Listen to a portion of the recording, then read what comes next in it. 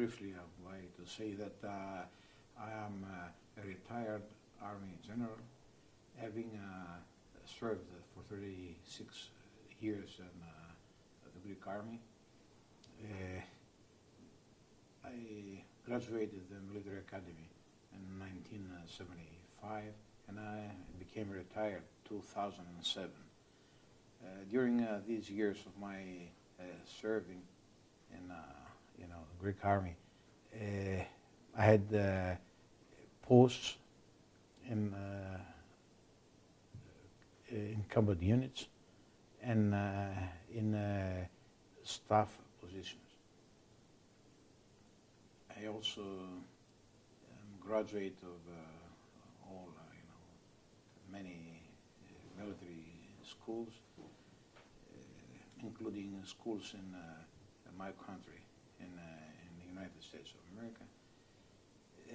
And I had assignments in staff positions, in military staffs in Greece and in NATO and the European Union.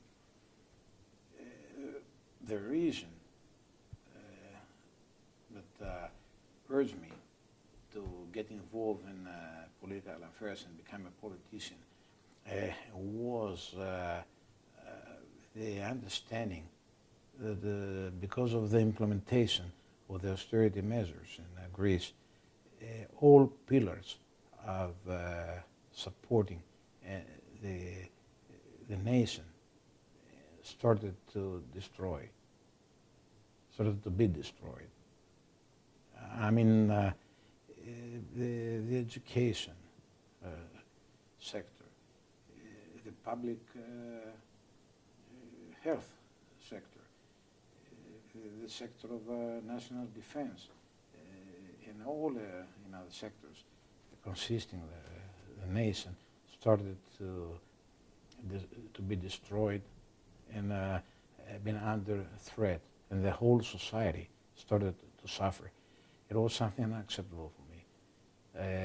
I was not able to watch, old men and old women to try to dig on a garbage bin in order to find something to eat. I could not tolerate see young girls and young boys in the school losing their senses because of the lack of food. They had to have food 2 or 3 days. So it is something quite unacceptable for me. And that was, the spark that, ignited this flame in my soul, in my heart. Having involved in political affairs, I decided to have this political struggle through the lines of Golden Dawn, which is the nationalist party of Greece, a party consisted of strong patriots, people believing in their country and respecting the history of our nation, which is as historical as your nation as well. And those people decided to resist in the attempt to be destroyed, resisted to the system. Of course, that was the reason the system decided to have all this persecution against us, because they believe that we are a threat for them. Actually, we're not a threat from anyone. We just like to support our country and do what we have to do in order to succeed this kind to survive. Party is somehow radical because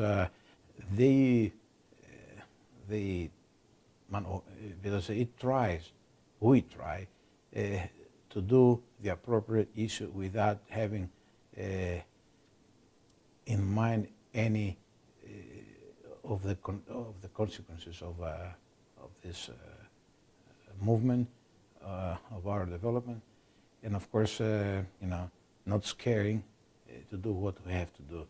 And this is one of the reasons that we are strongly supported and very warmly supported by Greek people, because we are saying what they would like to say, but they are scaring to do so, and we are doing what they would like to do, and of course they are not doing it because they are scared to do so. On the other hand, everybody knows that we are the party which is the only one really resisting to the system, to the globalization, to the austerity measures, which, as I said, as I told you before, is the reason that we believe that our country is under threat, and it is guided to the destruction.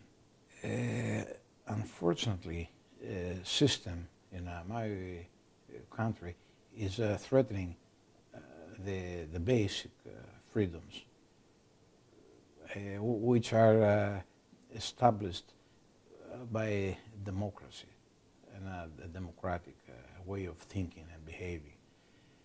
It includes, and our party is a live example of this view. I mean, we're under persecution, and in the case of our party, all the basic democratic freedoms of people are violated in a very unacceptable and brutal way. This includes, of course, the violations of the rights, the human rights, and the rights of press, the rights of the expression of the free speech, and all these freedoms have been gained after political and social struggles of many centuries.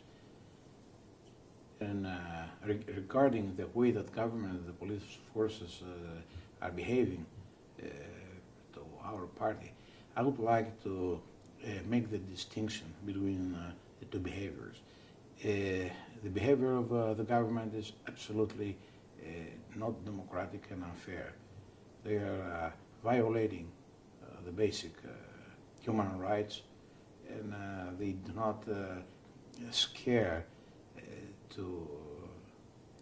to feel and say that they are proud of this behavior. On the other hand, police, has to obey in the orders, and this is what they are doing. They are obeying to the orders of the government, and they are trying to prosecute our party, but not in an unacceptable way.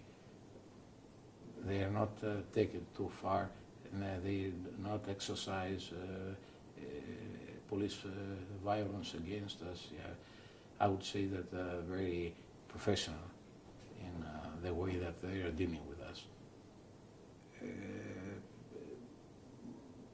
The media are not, the majority of media, not all of them, and not all journalists as well, are not treating in the appropriate way. That they're not treating us, in an acceptable and appropriate way. Actually, they are trying to say accusations against us without giving us the opportunity to respond.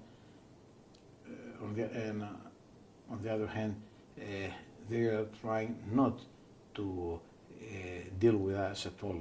They try to isolate us from the news, and if sometimes they're saying something and they're referring to our party, they do that in a way that we are responsible for all the wrong and bad things happening in Greece. Of course, it is ridiculous, and the vast majority of people, regardless they are supporters or not of our party, they do not believe them anymore. I would say that I don't feel critical or have feelings against the journalists, because they are professionals as well, and they are threatened by their bosses that if they dare to interview one of us, they will be fired in the next moment. So I can understand this guys. They are trying to not to lose their jobs. In any case, violence is not permitted to be legitimated. We are not a violent party. On the contrary, we are subject or victims of violence. The governmental violence and the treatment by the government. So we do not believe to violence. We are not going to use, and we never had used this violence against our opponents. If you consider what is happening nowadays in Europe, all over Europe, you would definitely anticipate and understand and conclude that an Islamic threat is existing. On the other hand, the Islamists themselves say that our aim, our goal, our objective is to control Europe in no further than to 2050. So yes, an Islamic threat is existing for Europe, and we need to do what we must do in order to counter this threat and fight this threat. Regarding the participation of young people in the lines of Islamists and ISIS in Syria and other places, I would say that